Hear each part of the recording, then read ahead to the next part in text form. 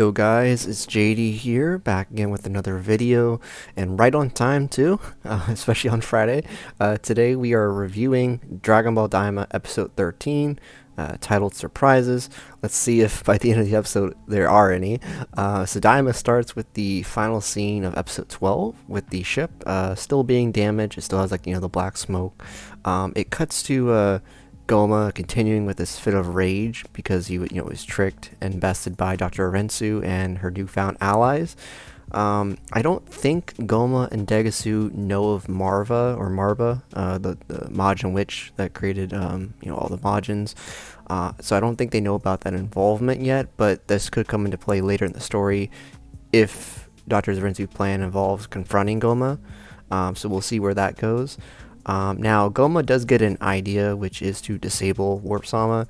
Now, no one's ever done such an act, at least since the time of Demon King Abora, who limited the use of travel with Warp Sama, at least based on the implications from episode 10. So the true nature of some of these questions and plot threads has not been fully revealed yet, but we may get flashbacks of Abora and Deborah, or even the first Demon King. All of that I think is still on the table post episode 10, so we're going to see where that goes moving forward with episode 13. So Degasu goes on his way to some bottom level of the Demon King castle, I believe. It's very kind of industrial. You got some kind of giant massive apparatus with green smoke emitting from the room, kind of like the Cell Max generator room from Superhero. It's definitely a generator, and that actually ties into some new lore later in the episode. Degasu pulls out some kind of magic ability to bypass the barrier that allows you to interact with the lever. So it's a lever mechanism. So by Degasu pulling the lever, this disables Warp Sama by, it looks like, putting him to sleep. Very interesting. So he's not, I don't think he's like he's still robotic, but the full nature of Warp Sama is not evident yet. But very interesting nonetheless. The scene cuts away to Goku and Co., who have not made it to Warp Sama due to their engine stalling. They're losing altitude, and Nev is worried that they'll crash into the sea with the sea krakens from episodes 10, 11, and I guess 12. So they don't, thankfully, and instead they land on some kind of unique world from that, from Demon Realm 2. Everything appears large. All the flora is very big, and it looks like the fauna is also going to be assumed to be very big, as we'll see later in the episode. There are massive mountains and trees, and then some kind of civilization in the middle. It looks like it's medieval, possibly. Could be wrong on that. Pansy and Bulma attempt to work on the repairs of the ship. Goku finds himself further into the weeds, per se. He finds some kind of giant wine, or not wine, but like a giant vine system with thorns and branches, and this leads him to a different batch, a little different patch of this grasslands that they're at.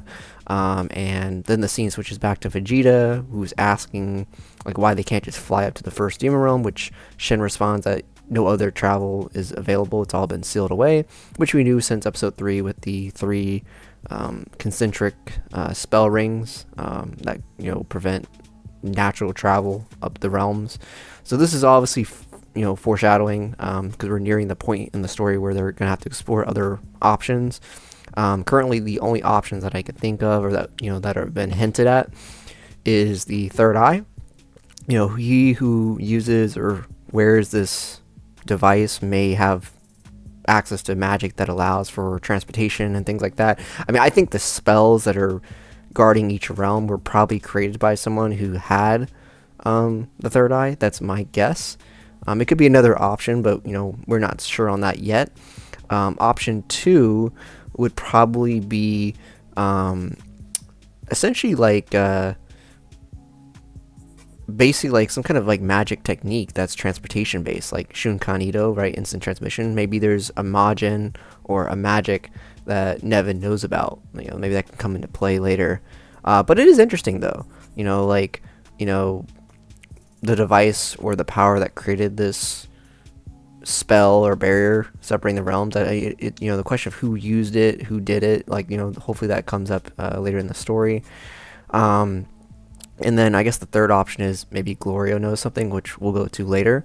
Now, after this scene, Neva does begin to lose his composure and warns everybody that they need to leave the planet because they're on a planet known as Mega, right? So Mega is obviously a play on, actual prefixes for the scientific measurements, right? This would be 10 to the 6, I believe.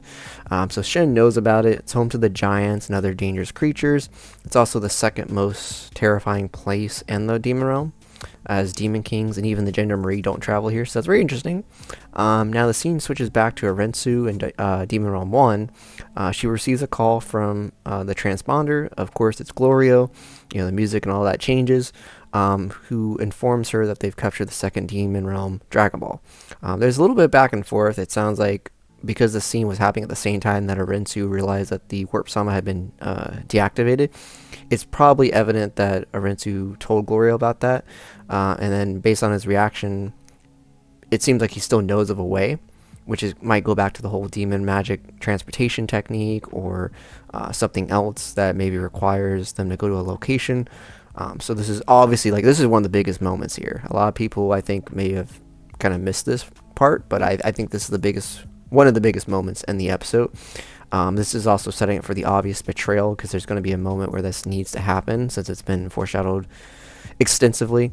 Now the next part of this is the new lore. So Bulma and Pansy continue their tracking of the ship.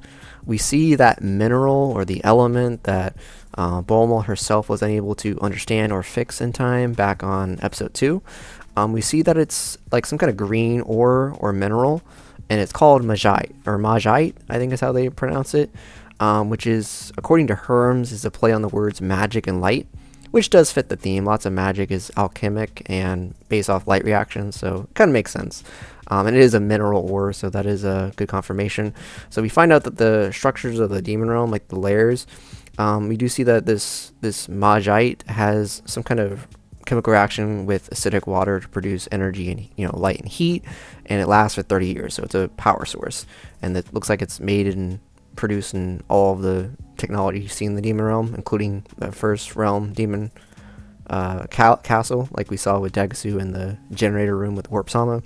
So we do see this cool shot of I guess what appears to be the planet where this mineral is from, and how it kind of reacts with the different layers, and this is what's responsible for the different colors of the demon realms, like the purple, purplish for the purple red for the first, and then green for the second, and then I think it was yellowish for the Demon Realm 3. But yeah, it's all because of the Magite chemical reaction, so I think that's pretty cool. Bulma obviously wants this because it'd be an important mineral for Capsule Corp, so that the future tech could benefit. So, and then we know from superhero, post-superhero, Dr. Hito's now involved. So imagine Magite and whatever happens with Dr. Hito, with future androids. Imagine Magite-powered androids. So that's possible. I mean, or maybe it's copium, but it's something that I think is interesting. And so after the journey is complete, Pansy said that they'll make arrangements with King Kadon to give the Magite to her. So we'll see where that goes. Now Goku's eating some kind of giant food, and then he's attacked. Now this is kind of funny because this is a perfect planet that suits the metabolism of the Saiyans. But with the creatures that attack Goku, they're like this glorified giant hamsters. So first they're attacking Goku, but it's not really attacking. I mean, it's just tickling him. So it's kind of like being serenaded by teddy bears, like Frieza's comments about hell. However, defeating them does prove to be a little bit of a challenge, since key-based attacks don't seem to have an effect. Everyone gets involved to protect the ship from any damage from these creatures, because they do come in troops. But then a giant creature begins to step foot and roam. And this thing's pretty colossal. It's really, really big. So it's dwarfing them, especially in their child forms. Now this giant, I guess, demon ogre thing appears to be a child. So it's not even a full adult. And it's going to school, because it has this bag filled with school utensils, which is kind of funny. Now it does have a pet creature, which is some kind of canine or some kind of demon dog thing. Now the dog does give the gang quite a fight, and we get this cool moment where Goku's flying to attack and avoid the creature. He goes into the fur, and then we get these little tick creatures. Now they do look similar to the Broly ticks from Planet Vampa, so I wonder if they borrowed from that design. Now Goku ultimately decides to take down this, this dog thing. He puts him down with the Kamehameha. It doesn't kill him, just incapacitates him, which just makes sense for his character. But this does alert the giant, who then begins targeting the heroes. So the ship appears to be repaired, and they're basically getting ready to hop on. All the secondary characters, so Glorio, Bulma, Hibis, Neva, they all go on the ship, but Goku, Vegeta, and Piccolo stay behind to kind of guard the ship as it attempts to go in the air. And now they're pretty much just maneuvering. So like Glorio's trying to maneuver against the giant's hands. Goku's launching ki blasts. They're all launching ki blasts, but it doesn't really do much anything. Now Goku gets caught in the giant's clothing, and then he falls into the school bag. And so Goku is actually forced to power up to Super Saiyan. I don't think it's because of how strong the giant is. I think it's just for like a speed factor, because obviously he needed to avoid any damage that would have been inflicted on the ship. He does guard against the giant with the Niobo, which is kind of cool. It's like a Niobo versus the ruler, and so the gang is then able to escape. So they are able to escape. They don't put down the giant. They just kind of leave it at be. Now Goku's kind of at awe with the different varieties of creatures on the planet, and probably the Demon Realm in general. And I think this is something important. And the reason why they did this episode, especially at this time, is because there's a lot of Majins that some are very naturally powerful. They may not know it. Some of them don't understand ki to the level of, say, Earthlings and the martial arts that we see in the upper mortal universe. But the point is that there's a lot of potential here, and this kind of goes back to the mortal level plot thread that was established back in the TOP. So we'll probably see more of that hinted as we get closer to the end of the series with the wish and what kind of wish they make, especially with Neva and whatever exposition he'll give. So more to come on that, I think. Now Neva does hint that there is a more terrifying planet, going back to the earlier part of the episode, and we have this final scene where it's revealed to be Planet Giga. Again, another play on the scientific prefixes. I think that's 10 to the 8, or no, 10 to the 9, I believe. And, we see the scene with the giants. They're all congregating somewhere, and then there's a light show. So the episode kind of ends with them just leaving this area. Now, a lot of people, of course, are going to be upset with this episode. It's a lot of GT homages, and most of the plot was, it was maybe about a third, admittedly. A lot of references to the giants, like with GT, with Planet Mammoth, and I think those are the art designs that that Toriyama did. But I do understand that this will be something that is not well received, and I understand. This was a very slow paced episode, and since we only have episodes 14 through 20 now, I don't know if there's enough time to afford doing these kinds of little pit stops, basically, unless it's going to lean itself to the plot. So we're going to see how quickly they can get to Demon Realm 1 and exactly how they do so. I think it plays into Glorio's trump card, which is what they're setting up with the betrayal, most likely. Looks like it's next episode, by the way, because you see Goku battle damage. He gets, looks like he's caught off guard and hit with an attack from behind, which appears to be lightning based. Now, it's not the purple lightning that Glorio did in episode 6, but it could be the aftermath of the attack landing. It could be different colors that you see from explosions that you see in Dragon Ball. I'm not too sure, but definitely something happens. Goku's hit from behind, kind of like Sorbet with Goku in Resurrection F. Could be something like that. And I think we do see what appears to be the same kind of spell that we saw with all the other spells from separating the different Demon Realm. It's a green one, so maybe they did activate it or respond to something. So very curious about that. I think it is possible that next episode they do get to Demon Realm 1, but I wouldn't be surprised if it's opened and then Glorio pulls a fast one, does his work, leaves with the Dragon Balls, and then they have to find another way, which could be the third eye, which Hibis coincidentally seems to have. So we'll see. Maybe Neva knows something else, so I'm excited to see where that goes. Overall, it wasn't my favorite episode. I give it a 7 out of 10, but I think this should have been done much sooner during Daima's run, and honestly I think Daima deserves more than 20 episodes. I mean, GT had 64, I think, so again, my worry about the pacing is coming up again, but we'll see. Let's keep an open mind. Let's reserve judgment for the final product and what happens from here on out.